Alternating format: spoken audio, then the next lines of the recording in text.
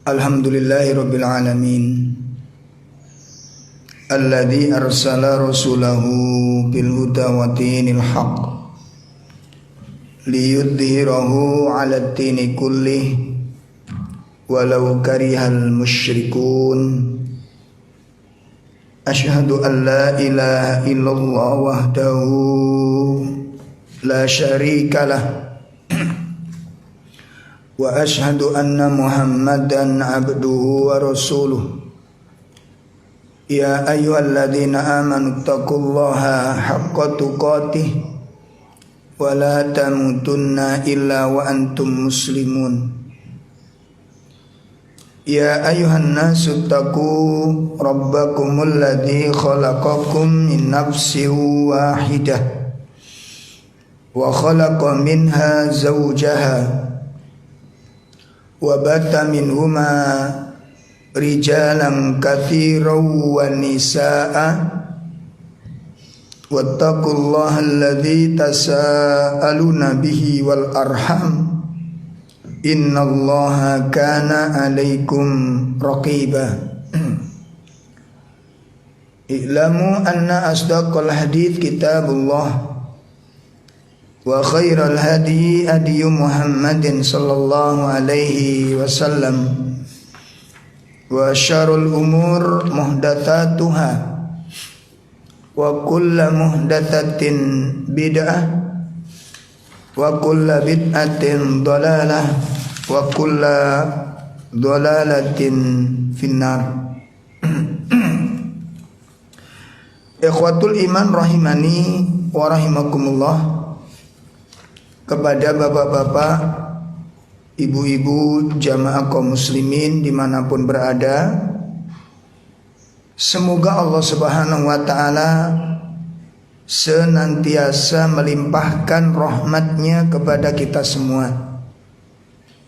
Semoga Allah senantiasa meliputkan penjagaannya kepada kita, kepada seluruh keluarga kita, dan kepada kaum muslimin dimanapun berada.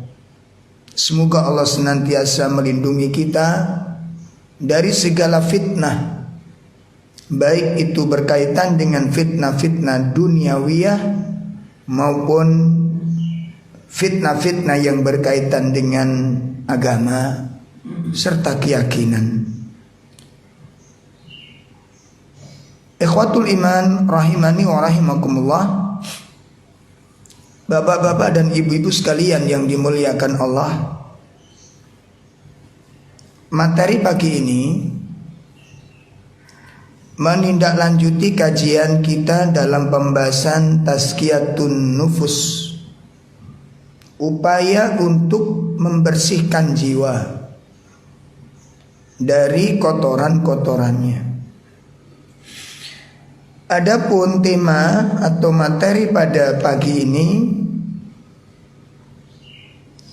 adalah kam samanu umru, berapa harga usiamu, berapa harga umurmu. Artinya materi ini adalah untuk melihat, untuk merenung dan berpikir, kita hargai berapa umur kita ini. Setiap manusia memiliki pola pandang dan cara berpikir yang tidak sama, memiliki misi, memiliki cita-cita yang berbeda antara yang satu dengan yang lain, sesuai dengan ilmu dan keyakinan yang dimiliki oleh masing-masing manusia. Ketika orang hidupnya dipimpin dengan ilmu, ketika orang hidup dipimpin dengan iman yang benar, maka sudah barang tentu dia akan menghargai hidupnya ini dengan harga yang semahal-mahalnya. Sebagaimana orang-orang alim dengan ilmunya dia memandang makna daripada suatu kehidupan ini. Sebagaimana orang-orang alim melihat, mencerna tentang kehidupannya ini dengan ilmunya dan keyakinannya, dan kemudian menetapkan harga hidupnya. Ada sebagian orang yang menjual dirinya kepada Allah Subhanahu wa taala dengan penjualan harga yang mahal. Dijual dirinya itu dengan surga. Dijual umurnya ini dengan al-jannah. Melakukan sebuah transaksi yang luar biasa. Ada pula yang orang memasukkan dirinya, dilelang kehidupannya, dijual umur dan kehidupannya ini hanya dengan potongan-potongan lempengan-lempengan rupiah. Dia jual keyakinannya, dia gadaikan kehidupannya dengan recehan-recehan rupiah. Subhanallah. Kalau kita ngelihat orang duduk, lalu dia masuk ke dalam ruangan, dia daftarkan dirinya untuk menjual kehidupannya, yang kemudian menentukan detik-detik usianya dan hembusan-hembusan nafasnya untuk sesuatu yang murah. Untuk sesuatu yang murah, yang kemudian sudah barang tentu ketika orang sudah mendaftarkan dirinya, ya, dan mendaftarkan seluruh kehidupannya, berarti waktu-waktunya, perjalanan hidup yang ditempuhnya, cita-citanya, seluruh aktivitasnya tidak keluar daripada nilai recehan-recehan rupiah itu. Kalau kita melihat orang menjual dirinya dan menyerahkan kepada recehan dunia, betapa rendahnya dan betapa orang tersebut menghinakan dirinya dengan kehinaan yang sehina-hinanya. Dan tentu kita akan berlindung kepada Allah dari sifat yang demikian ini. Karena sifat yang sangat tercela, yang tidak pantas dilakukan oleh seorang muslim yang memiliki cita-cita yang sangat mulia di sisi Allah Ta'ala, yang memiliki ambisi yang begitu besar untuk mendapatkan kemuliaan dirinya. Didaftarkan dirinya, dijual kehidupannya, sehingga kalau orang sudah menjual diri di jalan Allah Subhanahu wa taala, maka ini berpengaruh kepada hembusan-hembusan nafas yang setiap hari dia jalankan itu. Yang dipikir apa, yang direnungkan apa, yang dibicarakan apa, yang dikejar apa, yang dibela apa, yang diperjuangkan apa, jelas semua itu akan mengarah kepada penjualan dirinya. Oleh karena itu, pagi ini kita akan menentukan berapa kita hargai diri kita ini.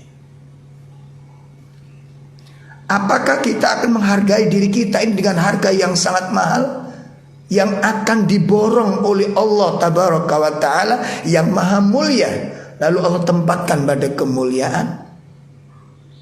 Ini ada konsekuensinya, ayyuhal ikhwah. Sebagaimana seorang ulama ketika dia berdoa, Allahumma inna nas'alukal jannah, ya Allah, aku minta surga kepadamu.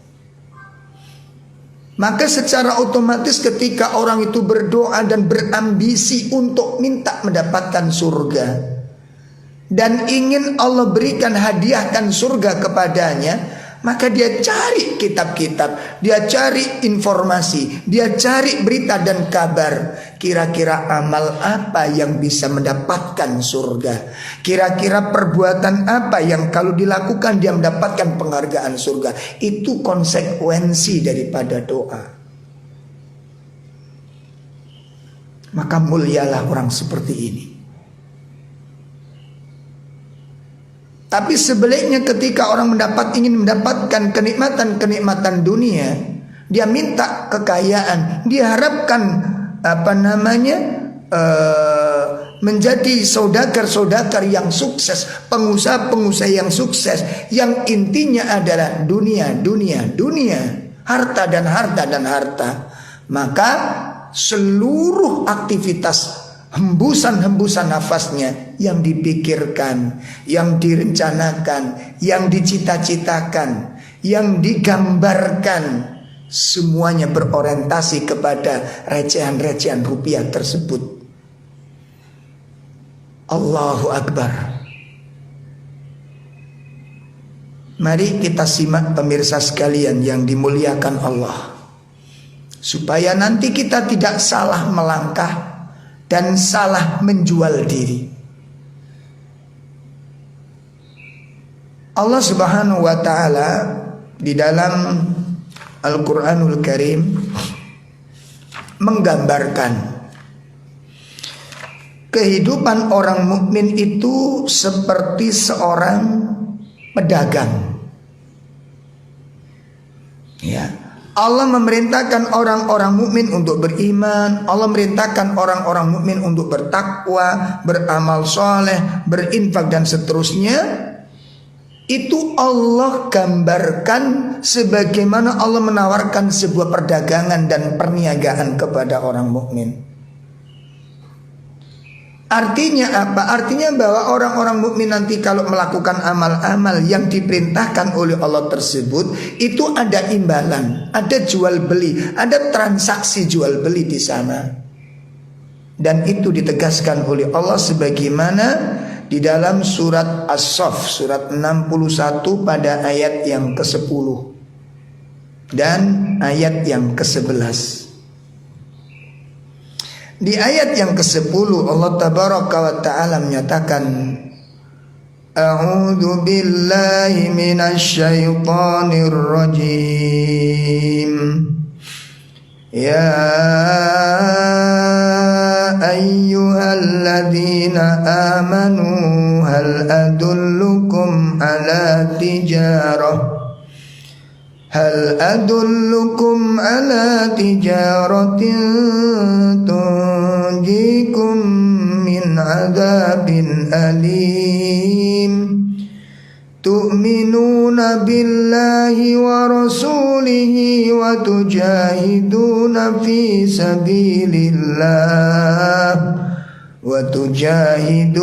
fi sabilillah bi amwalikum wa anfusikum dzalikum khairul lakum in kuntum ta'lamun.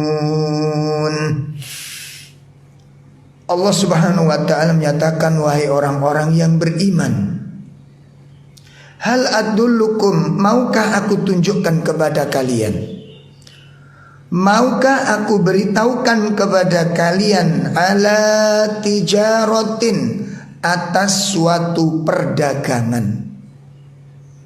Maukah kalian aku beritahu adanya suatu perniagaan, adanya suatu perdagangan, di mana perdagangan tersebut apabila orang-orang beriman ikut ambil bagian dalam perdagangan tersebut, tunjikum min adzabin alim, perdagangan itu akan menjadikan sebab keselamatan orang mukmin itu dari azab Allah yang sangat pedih. Ini perdagangan. Allah menggambarkan seperti itu supaya orang-orang mukmin ini berantusias, termotivasi untuk ikut ambil bagian dalam perdagangan ini. Ada jual beli, ada transaksi di sana, di mana seorang mukmin harus menjual sesuatu dan menukarnya dengan apa yang Allah siapkan. Terjadi sebuah transaksi. Apa transaksi tersebut, jual beli tersebut? Bentuknya tu'minuna billahi wa rasulih. Bentuk transaksi itu adalah engkau beriman kepada Allah, engkau beriman dengan Rasul, wa tujahiduna fi sabilillahi bi amwalikum wa anfusikum. Setelah engkau benar imanmu kepada Allah dan benar imanmu kepada Rasul, eksekusinya adalah wa tujahiduna fisabilillahi bi amwalikum wa anfusikum. Engkau berkenan untuk berjihad di jalan Allah Subhanahu wa taala, baik itu dengan harta dan dengan jiwa kalian. Dzalikum khairul lakum, perjualan demikian, penjualan diri tersebut, perdagangan tersebut khairul lakum, itu merupakan kebaikan buat kalian. In kuntum ta'lamun, jika kalian benar-benar mengetahui. Pemirsa sekalian yang dimuliakan Allah, maka melihat ayat-ayat seperti ini di mana Allah melakukan sebuah transaksi, menawarkan hal-hal yang bersifat, yang berbentuk perdagangan, Allah sebutkan, Allah istilahkan itu dengan perdagangan. Kalimat ini merupakan bagian dari ibtila, sebuah ujian yang Allah berikan kepada orang mukmin. Ada nggak orang-orang mukmin yang tertarik dengan perniagaan ini? Ada nggak orang-orang mukmin ya yang kemudian terpesona dengan perdagangan ini, sehingga mereka beramai-ramai untuk mendaftarkan diri untuk menjadi pedagang-pedagang di hadapan Allah Rabbul Jalali wal Ikram. Maka di situ kita simak di dalam surat Al-Baqarah pada ayat 207. Ya, untuk membuktikan kebenaran imannya dan untuk mewujudkan menerima transaksi jual beli ini, Allah sebutkan sebuah gambaran hidup seorang hamba yang saleh. Di sana Allah Subhanahu wa taala sebutkan pada ayat 207 dari surat Al-Baqarah, A'udzu billahi minasyaitonir rajim. Wa minan nasi man yashri nafsahu ibtigha'a mardatillah wallahu ra'ufum bil ibad. Dan di antara manusia ada orang-orang yang menjual dirinya, mengorbankan dirinya untuk mencari keridhaan Allah Subhanahu wa taala. Subhanallah. Ketika Allah mengumandangkan, ketika Allah mengumumkan adanya sebuah perdagangan, orang-orang soleh berambisi untuk masuk di dalam perdagangan tersebut. Orang-orang yang mengerti, yang mengetahui kebaikan-kebaikan di dalam perdagangan, yang tidak mungkin akan mengalami kerugian sedikit pun ketika orang melakukan transaksi kepada Allah Ta'ala. Maka mereka menyambutnya dan mereka mendaftarkan dirinya dan dia jual. Bukan cuma hartanya, tetapi kehidupannya. Ya, yang dia jual bukan hartanya, bukan tanaman, bukan buah-buahannya, bukan sekedar itu, tetapi dia jual dirinya. Dia gadaikan kehidupannya, dia korbankan jiwanya. Apa yang dia cari? Ibtigha' mardatillah. Mereka rela mengorbankan dirinya itu dalam rangka ibtigha' mardatillah. Berkaitan dengan ayat ini ada dua versi tafsir para ulama. Yang pertama, ayat ini berkaitan dengan kisah seorang sahabat yang namanya Suhaib. Ketika sahabat Suhaib ini berencana untuk meninggalkan Makkah Al-Mukarramah menuju Madinah Al-Munawwarah untuk menjemput dan bergabung serta bisa bertemu dan berkumpul bersama sang kekasihnya Nabi Sallallahu Alaihi Wasallam. Maka Suhaib mempersiapkan diri untuk menempuh perjalanan dalam rangka meninggalkan kampung halamannya, dalam rangka meninggalkan seluruh kekayaannya di kota Mekah ini untuk menyusul bisa berkumpul dengan Rasulullah SAW dan berkumpul dengan sahabat-sahabat yang mulia yang lainnya. Maka Suhaib melakukan sebuah perjalanan. Begitu di tengah jalan, ternyata perjalanan ini digadang oleh tokoh-tokoh Quraisy. Sambil menyatakan, "Ya Suhaib, bagaimana engkau datang ke tempat kota Mekah ini dalam keadaan tidak membawa apapun? Maka apabila engkau keluar, maka engkau tidak boleh membawa apapun." Bahkan mereka menghalang-halangi perjalanan Suhaib ini. Begitu melihat bahwa orang-orang Quraisy menghalangi perjalanan menuju hijrah ini, Suhaib menawarkan dua hal. Dia katakan, "Wahai orang-orang Quraisy, sesungguhnya engkau telah mengenal diriku. Engkau telah mengetahui aku bahwa aku adalah ahli memanah. Maka kalau kalian menghalangi perjalananku menuju Madinah, aku pastikan bahwa selama anak panahku ini belum habis, dan selama pedangku ini belum patah dan terlepas dari tanganku, aku jamin kalian tidak akan bisa mendekatiku dan menyentuhku. Aku jamin kalian tidak akan berhasil menyentuhku. Tapi kalau kalian berminat, kalau kalian berkenan, aku memiliki gudang-gudang kekayaan di kota Mekah ini.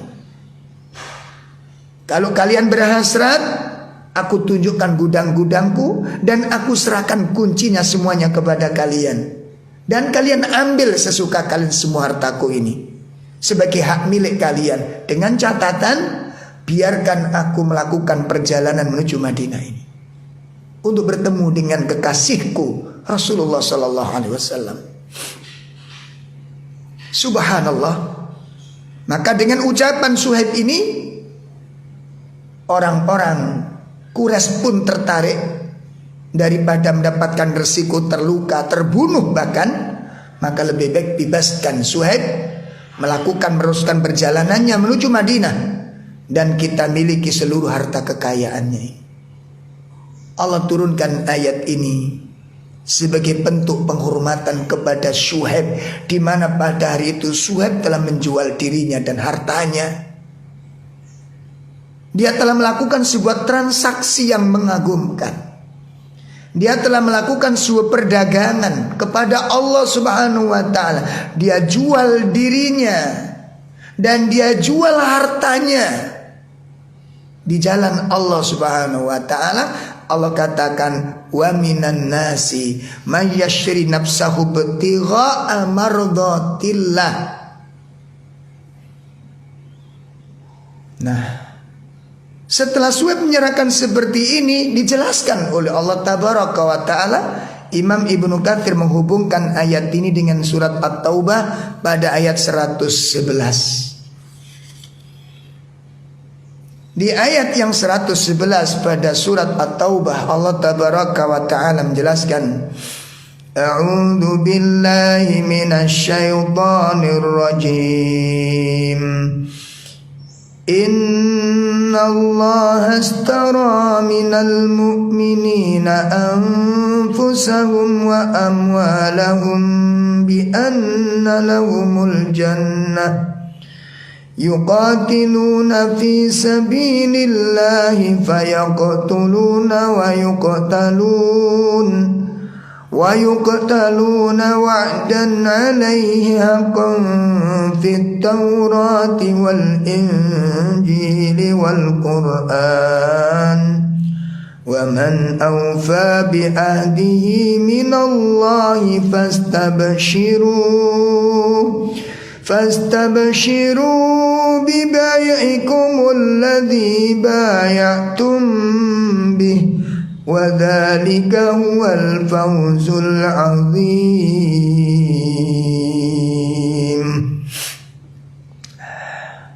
Sesungguhnya Allah Subhanahu wa ta'ala membeli, la haula wala quwata illa billah.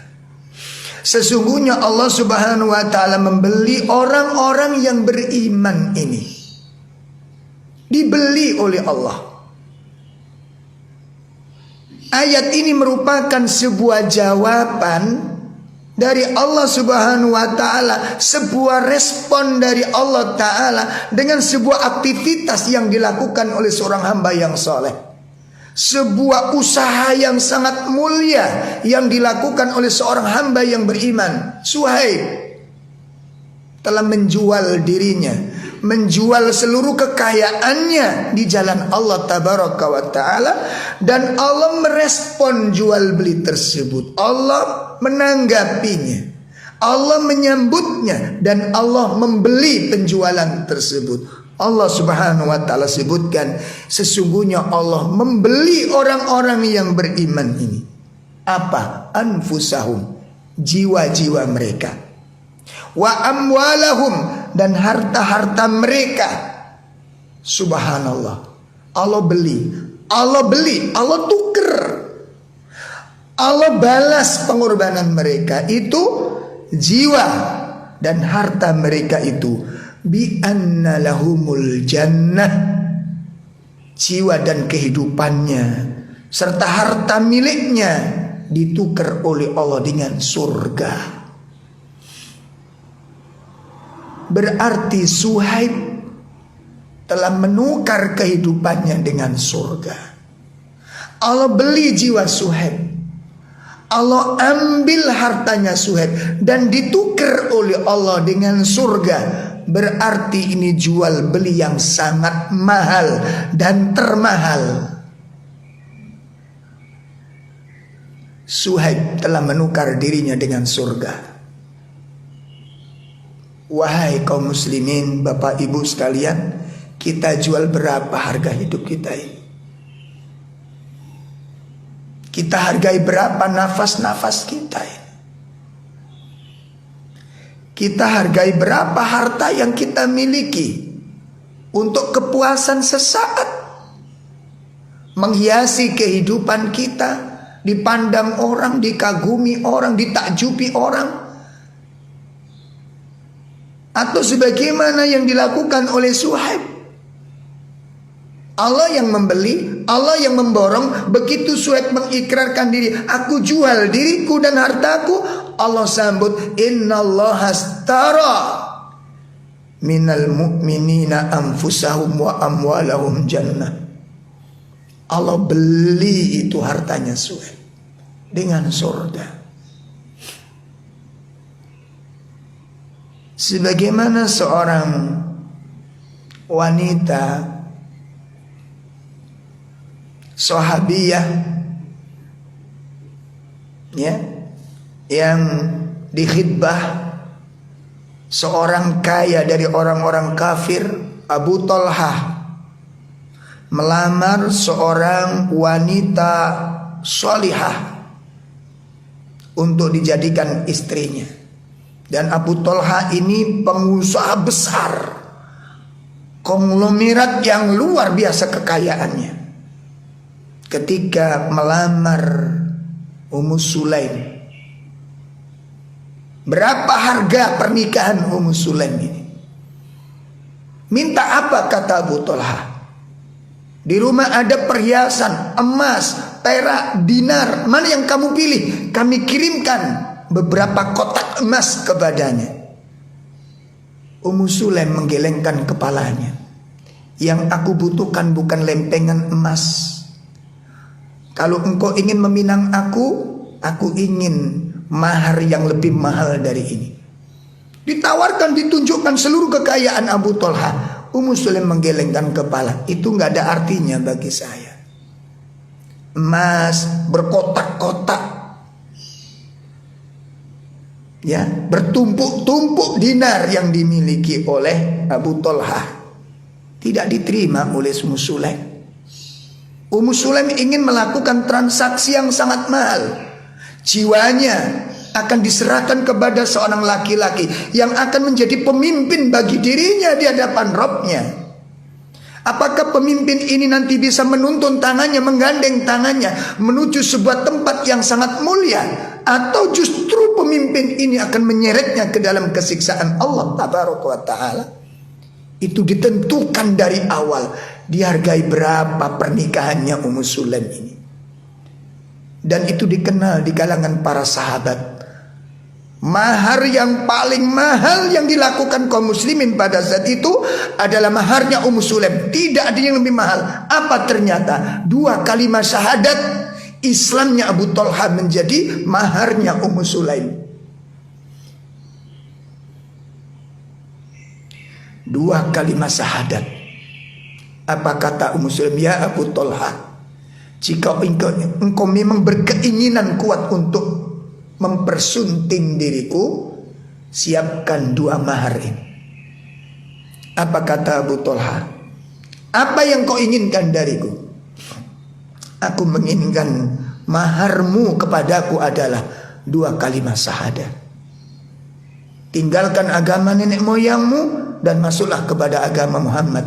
Aku siap menjadi istrimu. Subhanallah. Harga yang begitu mahal jiwanya Ummu Sulaim.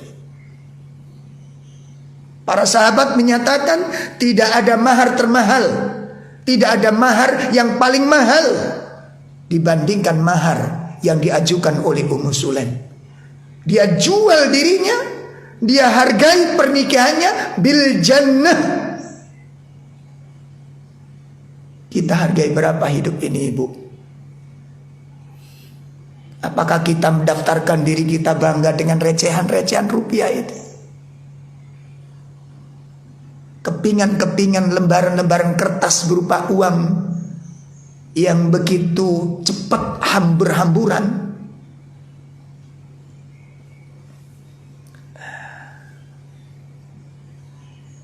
Oleh karena inilah yang kemudian ayyuhal ikhwah perlu kita pelajari bersama-sama. Bagaimana para ulama menghargai hidup ini. Bagaimana para sahabat menghargai sebuah umur ini. Mahal. Para ulama mengatakan al-waqtu thaminun. Waktu umur itu berharga. Fala tudayyi'uha illa bin nafith. Maka jangan engkau sia-siakan yang berharga ini dengan sesuatu yang tidak berharga. Jangan kau sia-siakan dengan sesuatu kecuali itu memiliki nilai. Karena umur ini mahal. Itu bagi orang-orang yang beriman, itu bagi orang-orang yang berilmu. Umur itu mahal. Kenapa? Karena Allah menjadikan umur sebagai sebab orang bisa meraih sejarahnya, orang bisa meraih kemuliaannya, orang bisa meraih amal soleh, orang bisa meraih keimanannya di dalam mengisi umurnya ini. Maka apabila di antara kita ingin menjadi umur ini kita hargai dengan nilai yang mahal, jadikan umur ini sebagai sebab perkara-perkara yang mahal di dalam Allah Ta'ala, dalam pandangan Allah Subhanahu wa Ta'ala. Mari kita jadikan umur ini sebagai ladang untuk memanen sesuatu yang mahal di hadapan Allah Ta'ala. Mari kita lihat hadis-hadis Nabi SAW yang memberikan nasihat kepada kita. Yang pertama dinukilkan dalam kitab Riyadhus Shalihin. Saya potong hadis ini di ujung hadis, di mana Nabi SAW mengatakan kullun nasi yaghdu. Sesungguhnya tiap-tiap manusia itu akan berbuat dengan 2 kemungkinan. Setiap manusia akan berbuat setiap harinya itu dalam 2 hal. Yang pertama faba'i'u nafsahu famu'tikuha. Kelompok yang pertama orang yang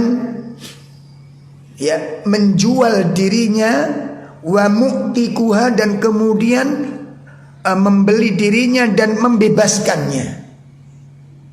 Ya, dia membeli jiwanya dan membebaskannya. Artinya apa? Dia borong itu kehidupannya, lalu dia bebaskan dari azab Allah Subhanahu wa Ta'ala. Berarti kelompok yang pertama ini menyibukkan diri dengan sesuatu yang bisa menyelamatkan orang itu dari azab Allah. Disibukkan dirinya, dia isi waktunya dengan melakukan amalan-amalan, dengan melakukan suatu aktivitas, dengan melakukan sebuah pekerjaan dan perbuatan yang bisa membebaskan orang itu dari kemurkaan Allah. Dan aktivitas itu tidak lain adalah at-ta'ah, ketaatan dan ketundukan kepada Allah Ta'ala. Ini kelompok yang pertama. Faba'i'u nafsahu famu'tikuha. Ya. Yang kedua, au mubikuha, atau orang itu akan membinasakan dirinya. Ya, dia bebaskan hawa nafsunya, dia turuti semua keinginannya tanpa melihat batas-batas agama dan tanpa membandingkan antara yang halal dengan yang haram, tanpa melihat ini larangan atau perintah, ini anjuran atau ini ancaman. Dia tidak peduli itu semuanya. Allah katakan aumubikuha. Rasulullah sabdakan aumubikuha. Orang-orang semacam ini orang-orang yang membinasakan dirinya. Dia jual dirinya dengan harga yang sangat rendah dan sangat murah. Oleh karenanya dalam sebuah hadis yang diriwayatkan oleh Imam Ibnu Hibban, ana jaa rajulun wa sa'ala Rasulullah sallallahu alaihi wasallam. Ada seorang laki-laki bertanya kepada Nabi sallallahu alaihi wasallam. Ya, ada seorang laki-laki bertanya kepada Nabi sallallahu alaihi wasallam, "Ya Rasulullah, ayyul mu'minina aqis?" Orang mukmin yang cerdas itu yang bagaimana? Ya Rasulullah, orang mukmin yang cerdas itu yang bagaimana? Maka Rasulullah SAW menjawab, aktaruhum lil maut dzikran. Nabi menyebutkan ada dua di sana. Yang pertama, orang yang cerdas itu adalah orang yang paling banyak mengingat kematian. Masya Allah. Orang yang paling cerdas itu orang yang paling banyak mengingat kematian. Aktaruhum lil mauti dzikra. Yang kedua, orang yang cerdas itu adalah wa aksuhum wa aksanuhum lima ba'dahu isti'dadan ulaikal aqis. Ya, yakni orang-orang yang mempersiapkan diri perbekalan-perbekalan yang terbaik, isti'dadan untuk persiapan setelah kematian. Ya. Jadi orang-orang yang cerdas itu orang-orang yang mempersiapkan bekal-bekal terbaik untuk persiapan setelah kematian. Ulaikal aqis. Kata Nabi, mereka itulah orang-orang yang cerdas. Begitu pula di dalam riwayat yang lain yang diriwayatkan oleh Imam Tirmidzi. Cuma dalam riwayat Imam Tirmidzi ini diperdebatkan oleh para ulama tentang status hadis ini. Akan tetapi para ulama sepakat maknanya benar. Maknanya hadis ini benar. Dalam hadis tersebut Nabi menyebutkan, ya, mendefinisikan orang yang cerdas itu yang bagaimana. Nabi menyebutkan orang yang cerdas bukan orang yang pinter matematik atau IPA-nya sangat luar biasa. Bukan di situ Nabi menyebutkan orang yang cerdas, orang yang berakal, bukan demikian. Beliau SAW menyebutkan, qala Rasulullah SAW al-qayyis. Orang yang cerdas itu disebutkan Nabi ada dua cirinya. Yang pertama, mandana nafsahu. Mandana nafsahu ai artinya hasabaha. Orang yang selalu mengintrospeksi diri. Ini orang yang cerdas. Orang yang cerdas adalah orang yang berusaha untuk mengevaluasi diri. Orang yang selalu muhasabah diri. Dievaluasi kehidupannya. Sudah berapa puluh tahun dia jalani hidup ini. Dari 2 sekian puluh tahun yang dia jalani, berapa kebaikan yang sudah dia tanam dan berapa keburukan yang sudah dia lakukan. Dari dua perkara ini, antara kebaikan dan keburukan yang dia lakukan, dia timbang. Apakah kebaikan-kebaikan itu kira-kira bisa menghilangkan, menghapus dosa-dosa, atau bahkan sebaliknya, apakah dosa-dosa ini yang akan menghapus kebaikannya? Dievaluasi. Makanya Nabi menggambarkan, kenapa Allah menggambarkan, mengumpamakan hidupnya orang mukmin seperti seorang pedagang. Seorang pedagang itu pasti punya waktu khusus untuk menghitung barang dagangannya. Mana yang sudah laku, berapa barang yang sudah laku. Yang sudah laku ini harganya berapa, keuntungannya berapa, dari harga beli berapa, terus dihitung. Apa? Untung rugi. Untung ruginya dihitung. Ya, jadi jangan sampai orang sudah sekian puluh tahun dia nggak sadar bahwa dia sudah menjelang usia, dia sudah menjelang kepada masa tua, dan setelah masa tua dia akan menjelang kepada kematian. Saat orang sudah menjelang kematian pun nggak sadar.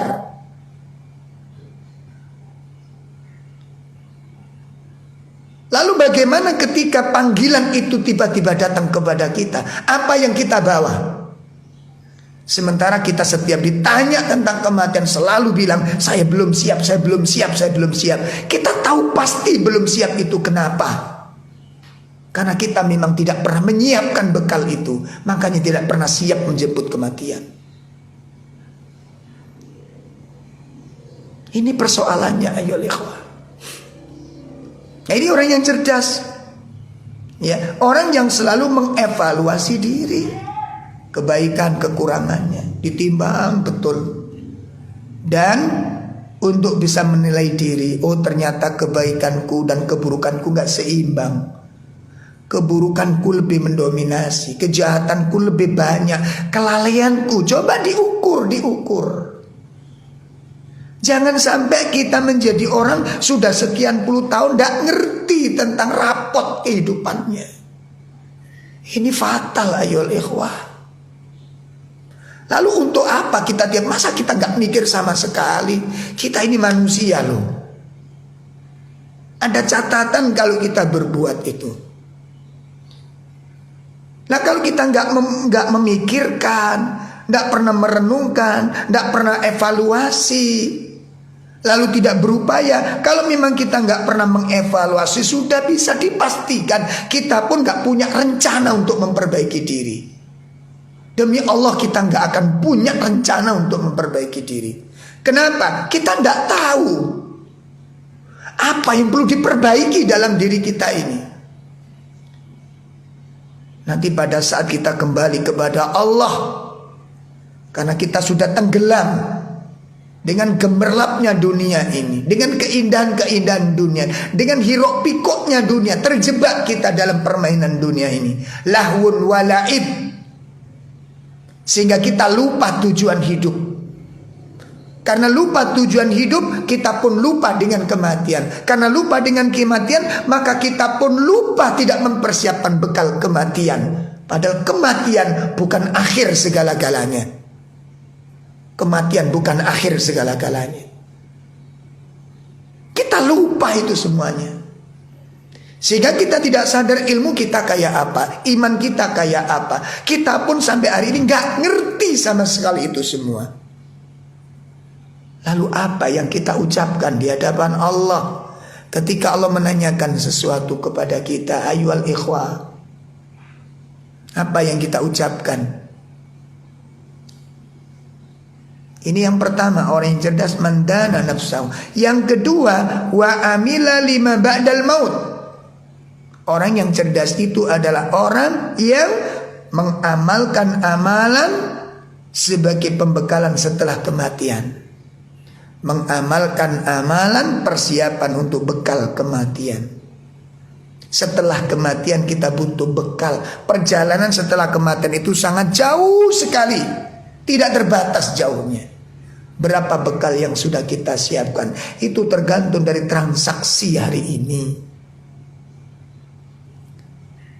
Kemudian yang kedua, Nabi menyebutkan wal ajiz, orang yang lemah akalnya. Al ajiz, lemah akalnya, gak bisa mikir, gak cerdas.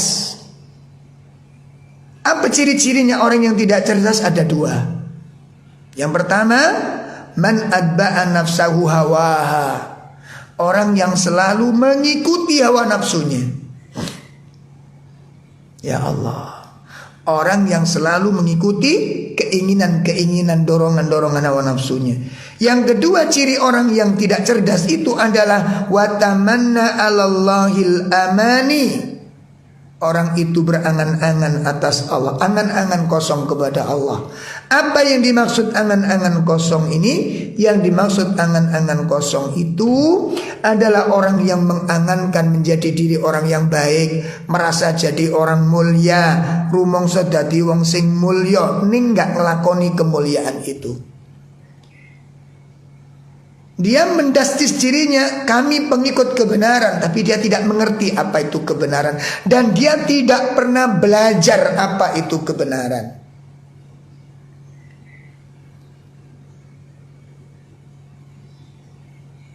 Masya Allah. Nih. Watamanna 'alallah. Angan-angan kosong. Merasa jadi baik, tetapi dia tidak pernah melakukan kebaikan-kebaikan. Dan dia pun tidak tahu kebaikan dirinya. Coba ibu renungkan, bapak-bapak pikirkan sejenak. Kalau ada sosok orang gak ngerti kualitas dirinya, gak ngerti potensi dirinya, gak ngerti kebaikannya, gak ngerti kemuliaannya pun, dia juga gak ngerti tentang kerendahan dan kerusakannya.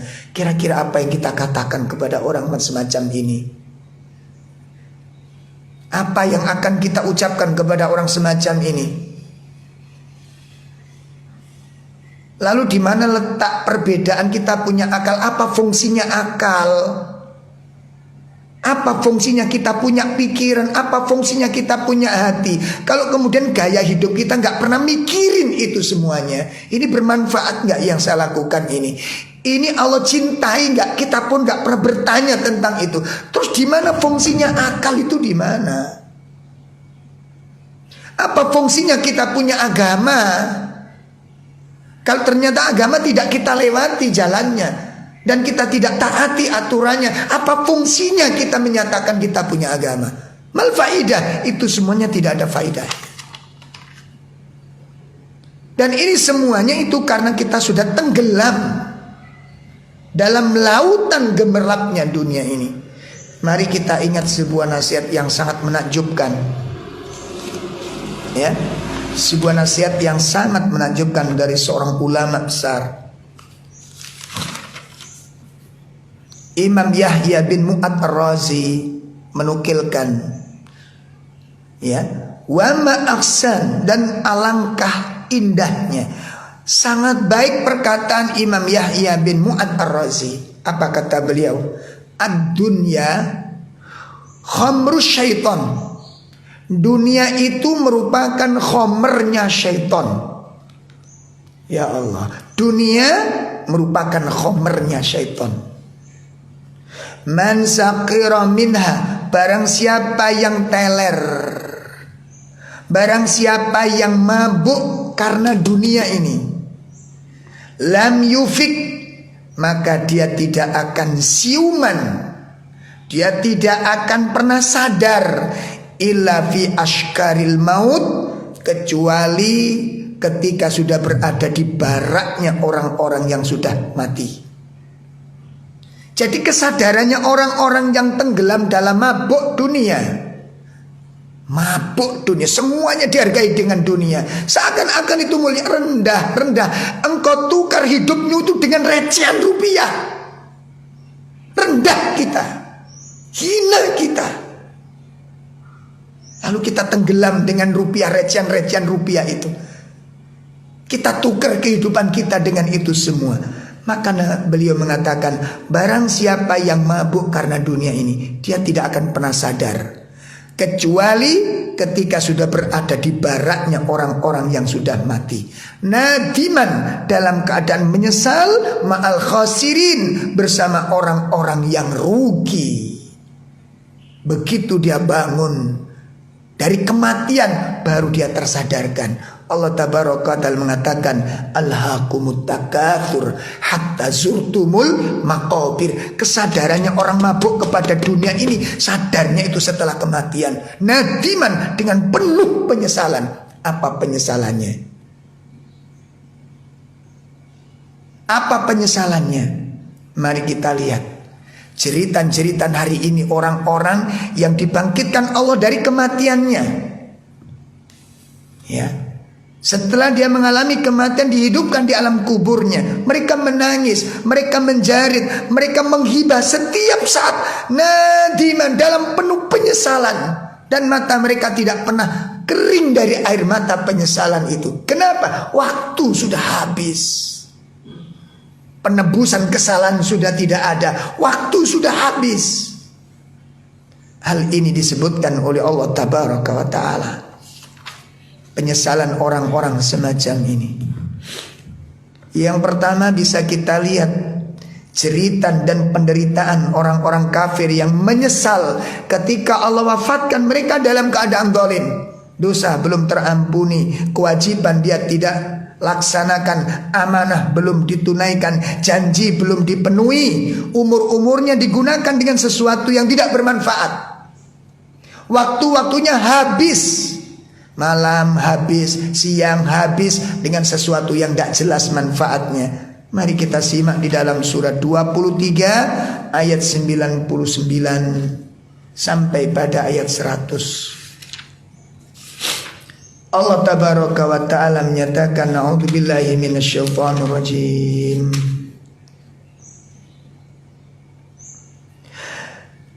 Hatta idza jaa ahadahumul mautu qala rabbirji'un la'alli a'malu salihan fima taraktu kalla la'alli a'malu salihan fima taraktu kalla innaha kalimatun huwa qailuha wa min waraihim barzakhun ila yaumi yub'atsun. Allah Subhanahu wa Ta'ala mengatakan, demikianlah keadaan orang-orang kafir itu, ya, hingga apabila datang kematian kepada mereka. Ya, apabila datang kematian kepada mereka dan mereka dimatikan dalam keadaan kafir, belum sempat bertaubat. Belum sempat bertaubat. Apa kata Allah Subhanahu wa Ta'ala menceritakan apa yang mereka tangiskan, apa yang mereka jeritkan? Mereka mengatakan, ya Rabb irji'un, Rabbirji'un, ya Allah kembalikan aku ke dunia ini. Kembalikan aku ke dunia. Dalam ayat yang walau sa'ah, sesaat saja.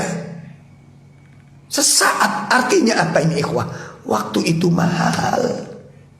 Kehidupan ini mahal. Orang-orang menghibah. Makanya ini ayat ini nasihat bagi kita yang malas melakukan ibadah. Ayat ini teguran bagi kita, cambuk bagi hari kita hari ini yang bermalas-malasan, yang menunda-nunda ibadah. Nasihat bagi kita, cambuk bagi kita. Bagaimana tangisan orang-orang yang di alam kubur, yang mereka mati dalam keadaan tidak memiliki amal. Mereka jual jiwa mereka dengan hawa nafsunya. Dihabiskan waktunya untuk senang-senang, datang ke tempat-tempat hiburan, cari makan-makan dan minuman, cari sesuatu yang menyenangkan hati. Kitab Allah tidak pernah disentuh untuk dibaca. Ya.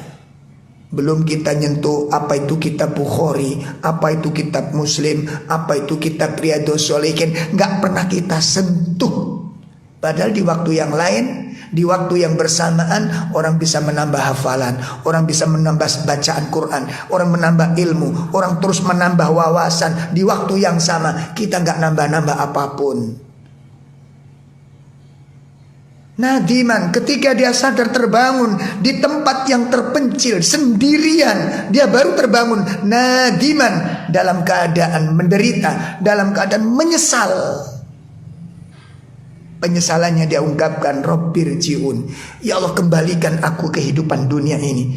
Kalau sudah hidup nanti, dia mengatakan, la'alli a'malu sholihan fima taraktu, Aku akan benar-benar melakukan amal-amal yang soleh yang dulu aku tinggalkan. Nanti saya baca Quran, nanti saya baca kitab, nanti saya akan hadir ke pengajian, saya akan murojaah hafalan-hafalan, saya akan mempelajari hadis. Allah katakan, kalla.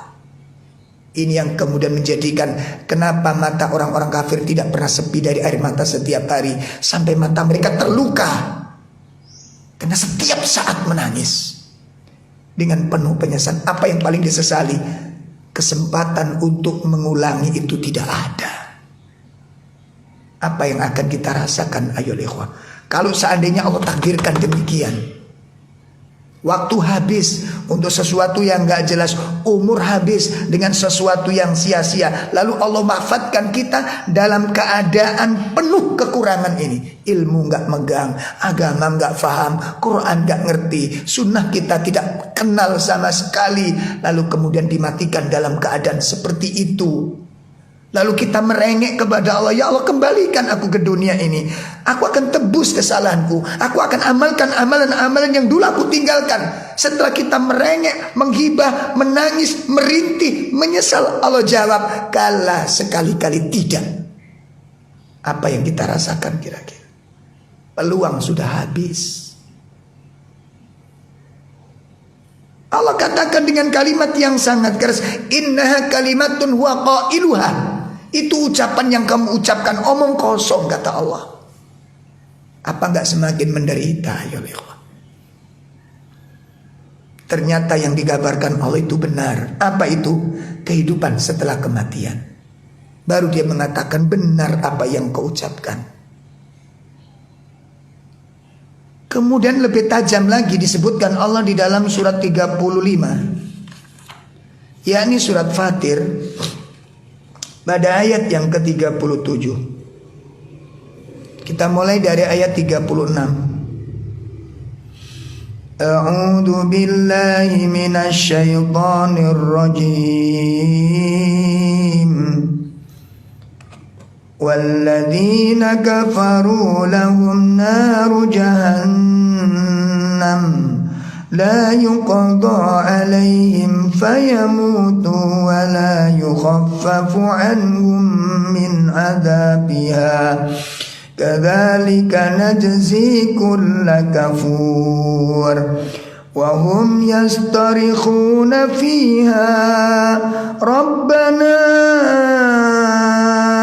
akhrijna na'mal salihan ghairal ladzi kunna na'mal awalam nu'ammirkum ma yatadhakkaru fihi man tadhakkara ma yatadhakkaru fihi man tadhakkara wa ja'akumun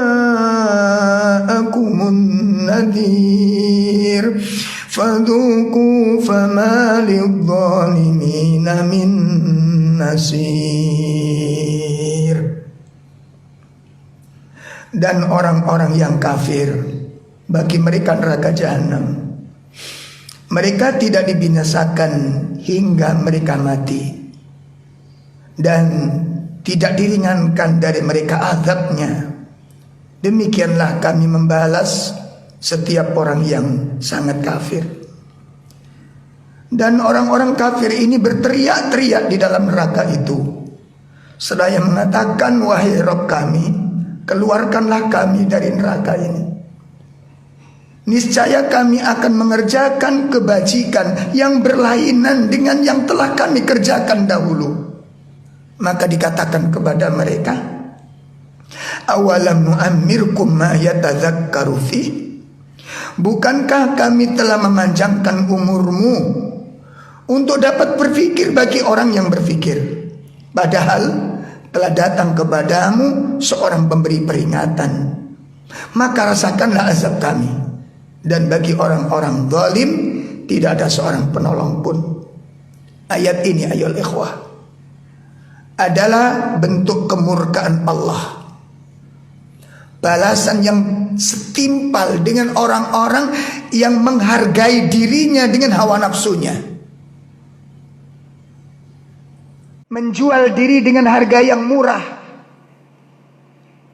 Di mana ketika mereka menyesal dengan penuh penyesalan, dan mereka jujur dalam penyesalan, mereka menangis, berteriak, menghibah kepada Allah.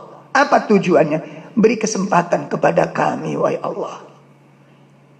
Beri waktu kepada kami, wahai Rabb, agar kami punya kesempatan untuk memperbaiki diri.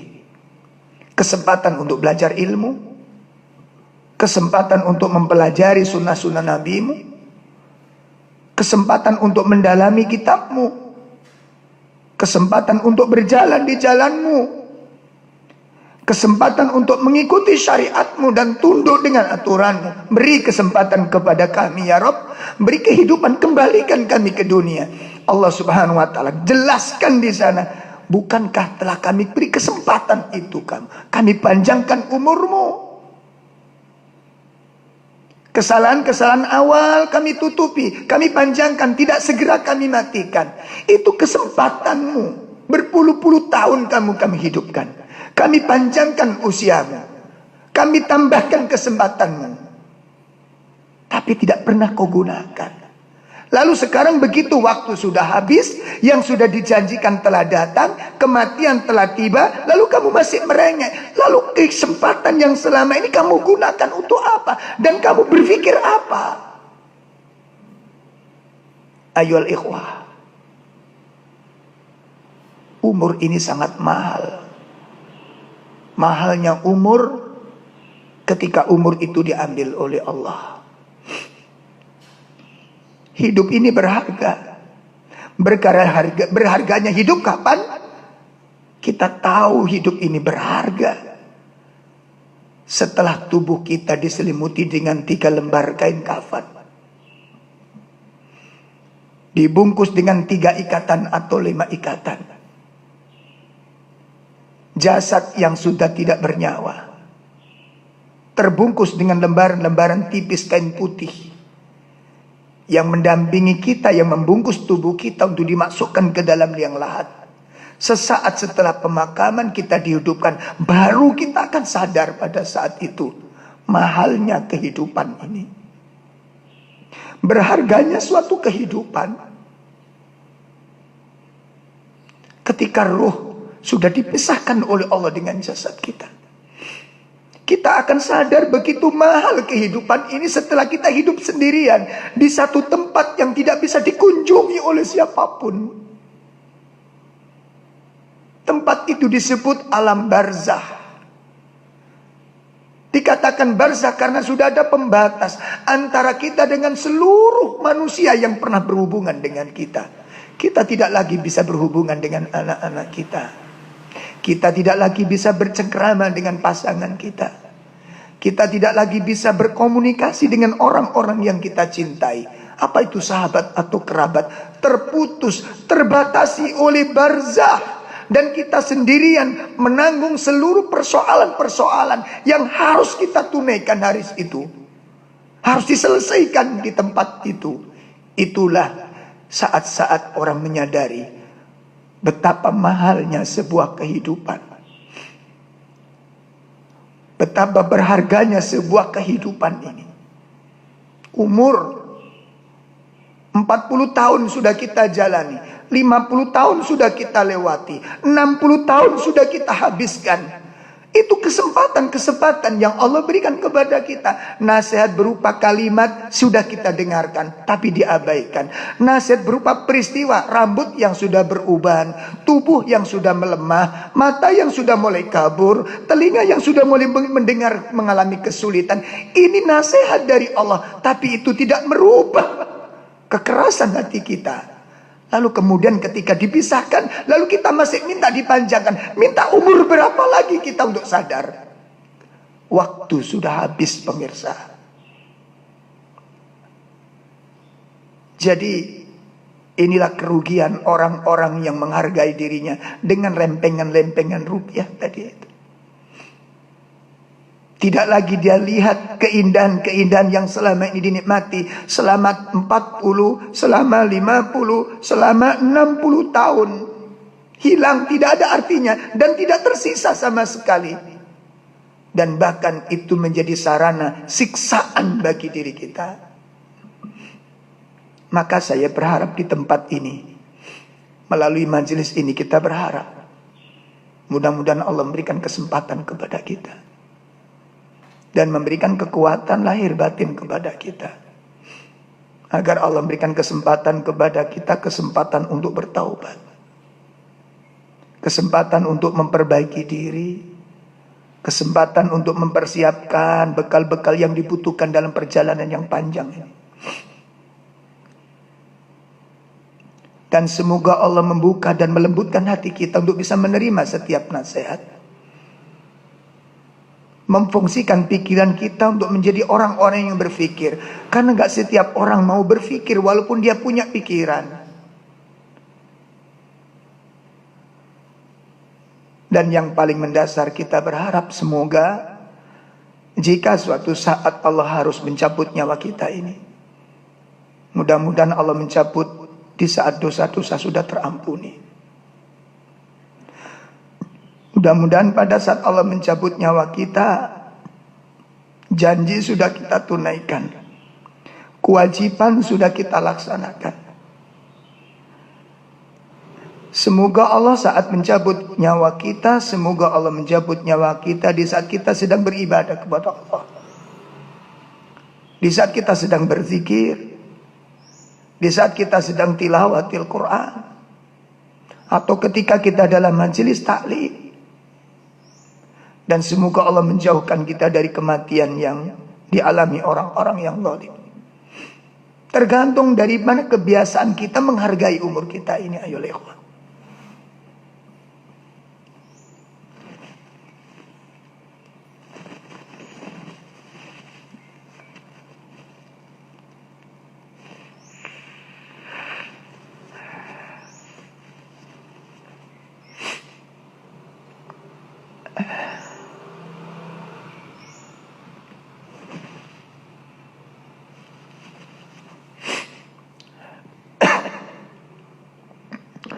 Oleh karena itu, ayol ikhwah, ayat ini memberikan pengertian dan penjelasan kepada kita semua agar kita benar-benar menyadari. Oleh karena itu, pada nasihat berikutnya mari kita simak sebuah nasihat yang sangat mulia dari seorang ulama besar, Al-Imam Muhammad Ibnul Hanifiyah, telah memberikan nasihat kepada kita dengan nasihat yang sangat berharga. Apa kata beliau? Innallaha azza wa jal ja'alal jannata thamanan li anfusikum fala tabi'uha bi ghairiha. Masya Allah. Kata beliau, hai orang-orang yang beriman, sesungguhnya Allah subhanahu wa ta'ala telah menjadikan surga itu sebagai harga dirimu. Jiwa kalian, roh kalian, umur kalian, harta yang kalian miliki, hai orang beriman, itu sudah dihargai oleh Allah dengan surga. Fala tabi'uha, jangan engkau jual selain daripada surga. Adakah sesuatu yang lebih mulia daripada surga? Dan apakah langkah-langkah hidup kita selama ini sudah kita pastikan bahwa apa yang kita amalkan ini mengarah kepada pintu surga?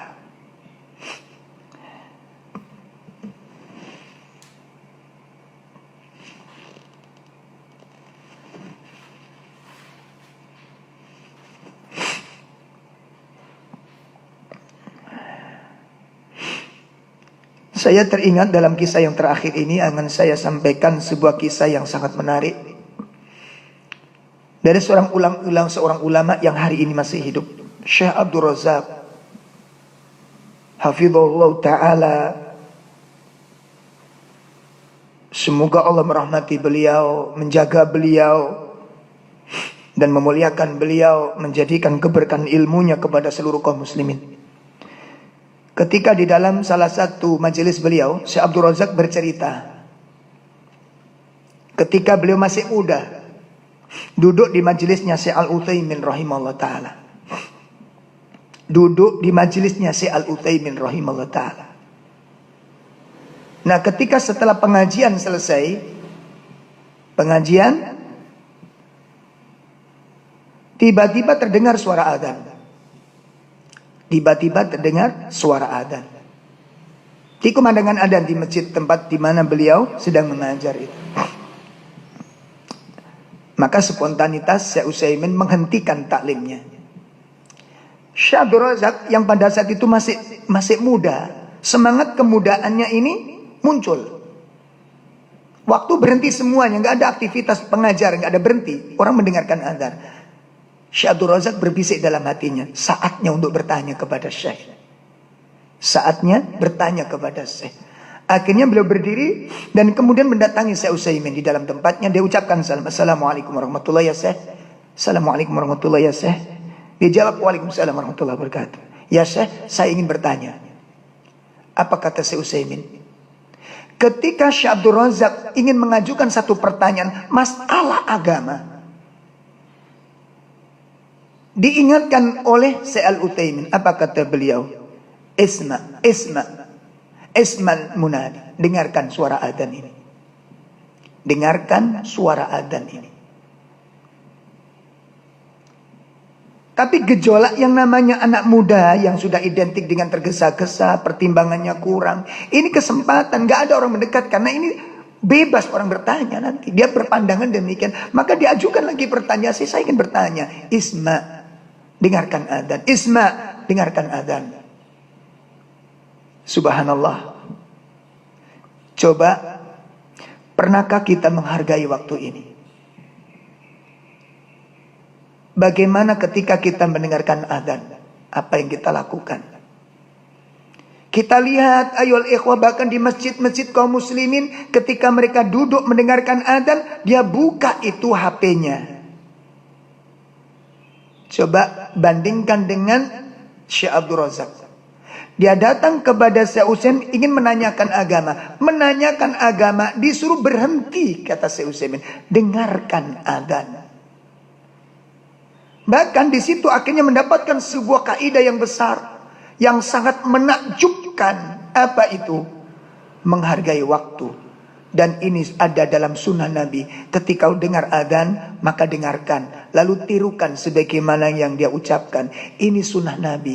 Ini pelajaran dari Nabi. Ini majelisnya Nabi. Dan panggilan adzan itu suara yang datang dari Allah Subhanahu wa ta'ala. Untuk memanggil hambanya. Mempersiapkan diri untuk sholat. Apa faidahnya? Mungkin di sini letaknya ayol ikhwah. Kenapa sholat kita kacau? Karena kita tidak mempersiapkan untuk menghadap Allah sebelumnya. Kita sibuk dengan pekerjaan, kita sibuk, gak berhenti sejenak. Sampai para ulama mengatakan, jangankan kau bertanya, kalau engkau sedang baca Quran, kalamullah, dan kamu dengar adzan, berhenti baca Quran. Bandingkan baca Quran dengan pekerjaan, bandingkan baca Quran dengan obrolan, bandingkan baca Quran dengan WA, dengan Facebook, bandingkan. Engkau hargai berapa waktu ini? Kita hargai berapa waktu ini?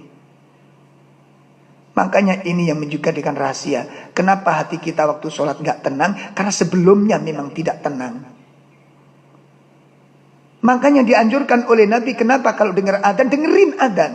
Tinggalkan pembicaraan. Lalu tirukan suara adzan. Berarti engkau sudah satu langkah demi langkah mempersiapkan diri untuk bertemu dengan Allah. Kalau ini sudah kita lakukan, yakin sholatnya nanti kita tenang. Karena sudah kita siapkan sejak mendengar adzan. Masya Allah, kata Syekh Abdul Razak, ini pelajaran yang sangat berharga. Betapa berharganya waktu ini. Dan selama ini kita sia-siakan. Kita jual dengan harga yang sangat murah. Ada suara adzan.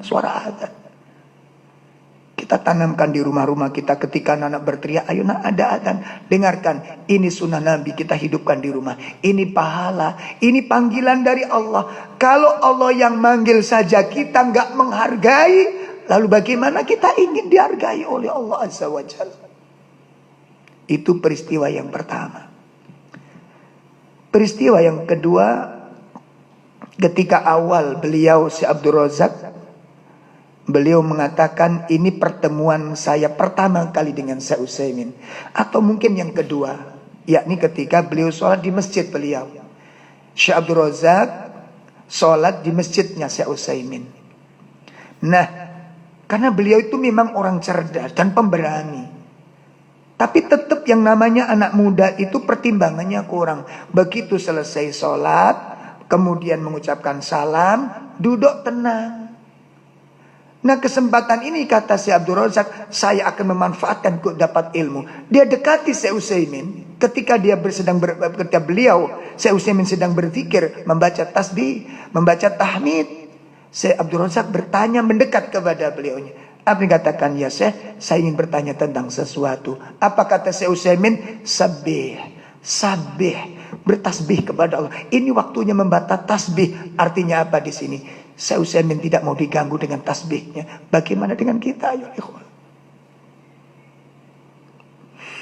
Bagaimana dengan zikir kita setelah sholat? Kesibukan ini, kesibukan itu seakan-akan gak bernilai zikir setelah sholat.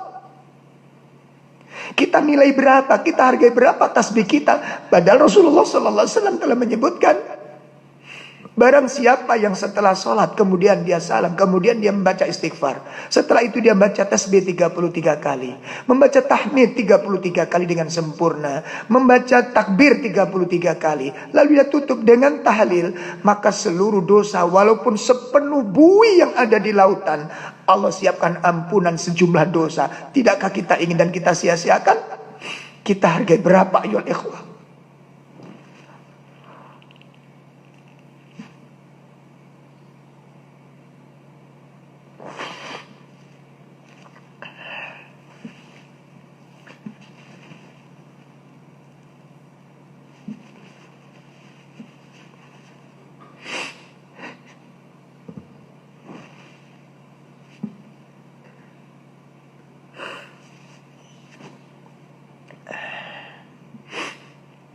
Kelalaian demi kelalaian terus kita lakukan. Tanpa kita sadari kita telah menjual kepada tempat yang sangat murah. Sampai nilai tasbih pun tidak kita hargai. Kalimat tahmid pun tidak kita hargai. Kalimat takbir pun tidak kita hargai dengan harga yang sepadan. Dan itu semua kalau kita baca dengan baik, kita puji Allah, kita sucikan Allah, kita bertahlil kepada Allah, itu manfaatnya adalah untuk menebus dosa-dosa kita yang banyak ini. Ternyata kita terjebak dengan kelalaian dan kelalaian. Maka dari itu melalui majelis taklim yang mulia ini, saya ingin mengajak pada diri saya sendiri untuk menata kehidupan ini dan merubah gaya hidup dan pola hidup yang begitu murah ini, kita arahkan ke suatu perdagangan yang mahal, yang nanti Allah Subhanahu wa ta'ala, alangkah bahagianya pada saat kita kembali kepada Allah. Allah lantunkan, Allah suarakan, innallaha astara minal mu'minina bi anfusihim wa amwalihim bi anna lahumul jannah. Ya, minal mu'minina bi anfusihim wa amwalihim bi anna lahumul jannah. Bahwasanya Allah Subhanahu wa taala menjual, membeli. Ya, innallaha astara minal mu'minina anfusahum wa amwalahum bi anna lahumul jannah.